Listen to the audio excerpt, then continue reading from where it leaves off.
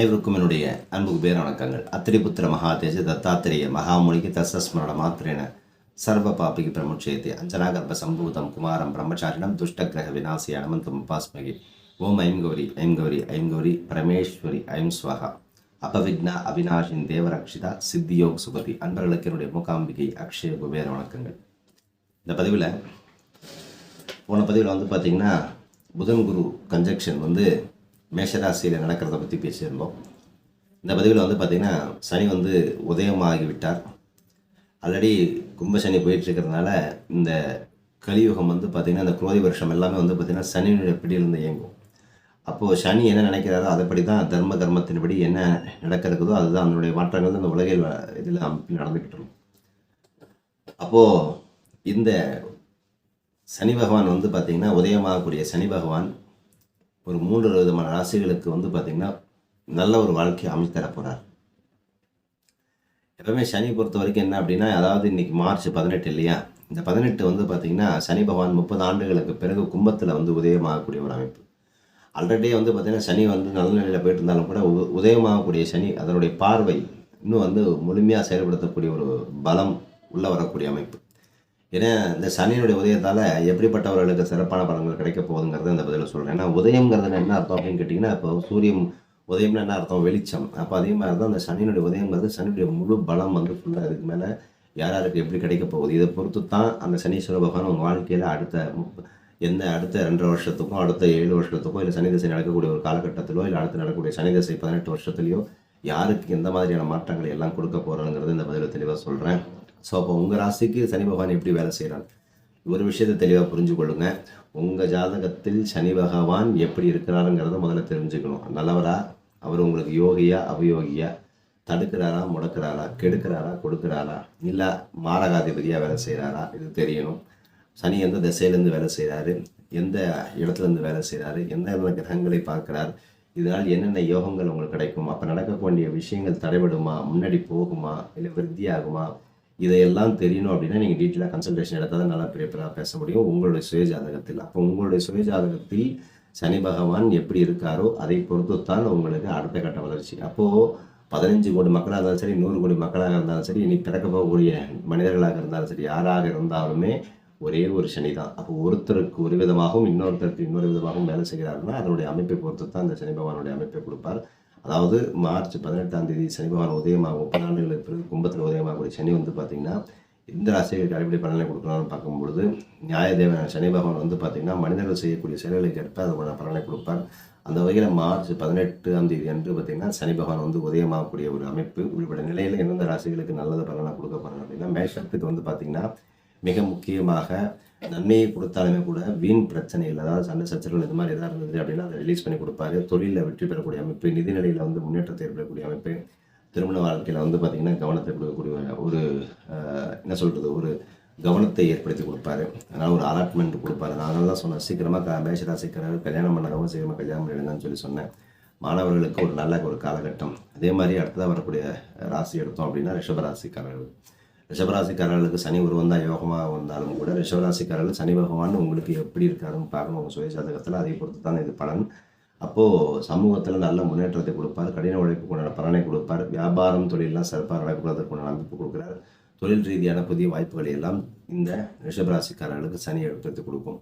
மிதனத்துக்கு எடுத்தீங்க அப்படின்னு கேட்டிங்கன்னா திடீர் சுகபலங்களை எல்லாம் ஏற்படுத்தக்கூடிய ஒரு அமைப்பு. நீண்ட நாட்களாக நிலவில் இந்த பணிகள் எல்லாம் கண்டிப்பாக முடித்து கொடுப்பாரு.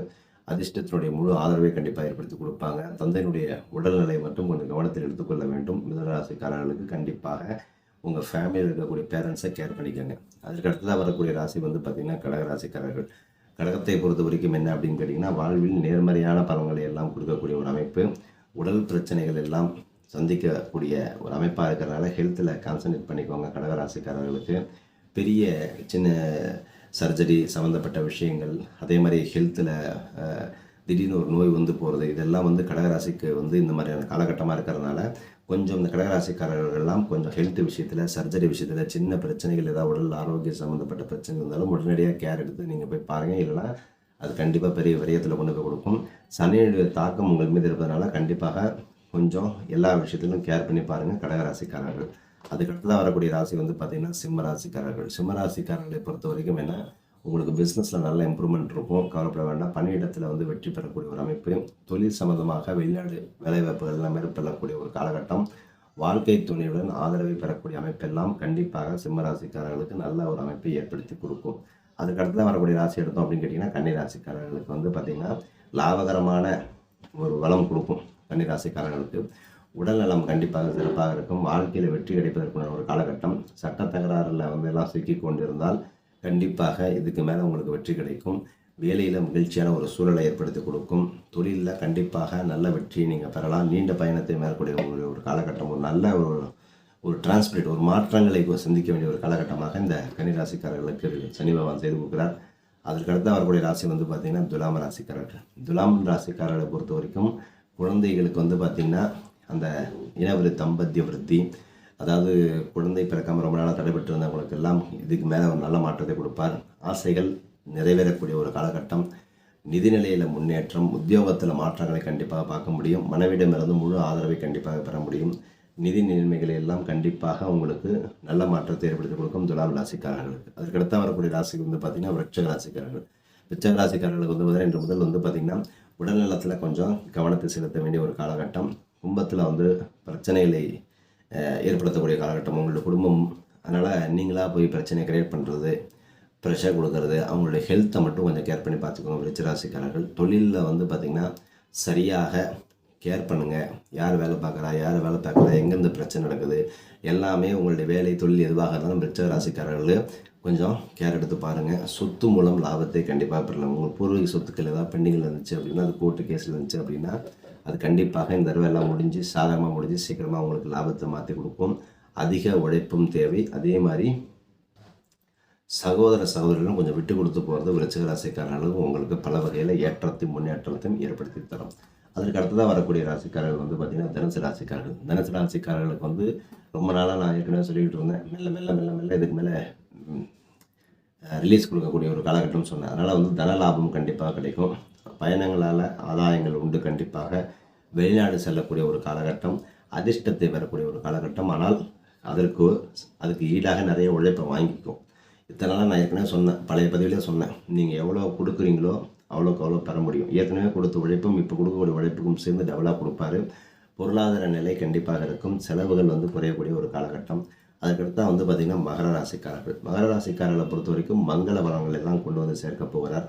நிதிநிலை விலை வந்து முன்பே இருக்கிறத விட நல்லாவே இருக்கும். வங்கி இருப்பு படிப்படியாக உங்களுக்கு அதிகப்படுத்தி கொடுக்கும். குடும்பத்தில் நிம்மதி உண்டு. உயர் பதவிகளை எல்லாம் பெறக்கூடிய ஒரு காலகட்டம். சொத்து இதெல்லாம் வந்து பார்த்திங்கன்னா அதில் வாங்கிறது விற்கிறது இதெல்லாம் நல்ல மாற்றத்தை கொடுக்கக்கூடிய அமைப்பு மகரம். அடுத்தது கும்பராசிக்காரர்கள். கும்பராசியை பொறுத்த வரைக்கும் 30 ஆண்டுகளுக்கு பிறகு இந்த நிகழ்வு நடந்திருக்கு.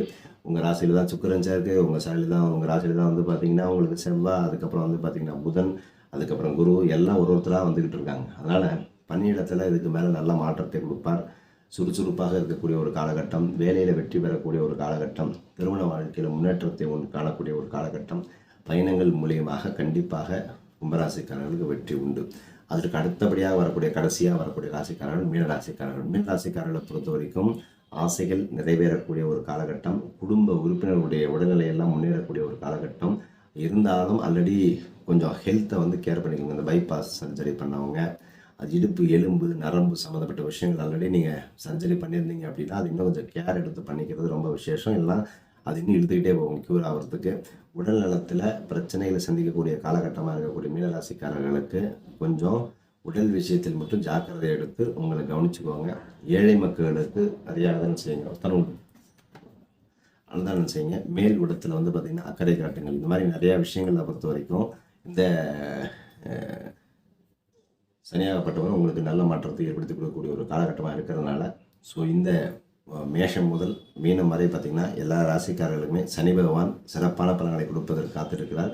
கொஞ்சம் பொறுமையாக இருங்க, எல்லாமே மாறும். அதனால் இந்த சனி பயிற்சி எல்லாம் முடிஞ்சு போய் அதுக்கப்புறம் குரு பயிற்சி இப்போ வரப்போகுது. அதனால் அந்த குரு பயிற்சி ஆனதுக்கு அப்புறம் இந்த ராசிகளுக்கு எல்லாம் என்னென்ன மாற்றங்களை எல்லாம் கொடுக்க போகுது, என்ன மாதிரியான பலன்களை கொடுக்க தயாராக இருக்காருங்கிறத மட்டும் தெளிவாக இதில் ஸ்கிரிப்டாக சொல்லியிருக்கேன், நிறையா பேசலை. ஸோ உங்கள் ஜாதகத்தில் சனி பகவான் எப்படி இருக்காரோ, தடுக்கிறாரா, கொடுக்குறாரா, முடக்கிறாரா, கெடுக்கிறாரா, இதெல்லாம் தெரிந்தால்தான் நீங்கள் மனதில் வைத்திருக்கக்கூடிய எண்ணங்களுக்கு அது நடக்குமா நடக்காதாங்கிறத என்னால் கிளியராக பலனாக சொல்ல முடியும். ஸோ அதனால் அதை பற்றின டீட்டெயிலாக கன்சல்டேஷன் வேணும் அப்படின்னா கீழ்கண்ட நம்பருக்கு கான்டாக்ட் பண்ணி நீங்கள் கன்சல்டேஷன் எடுத்துக்கலாம்.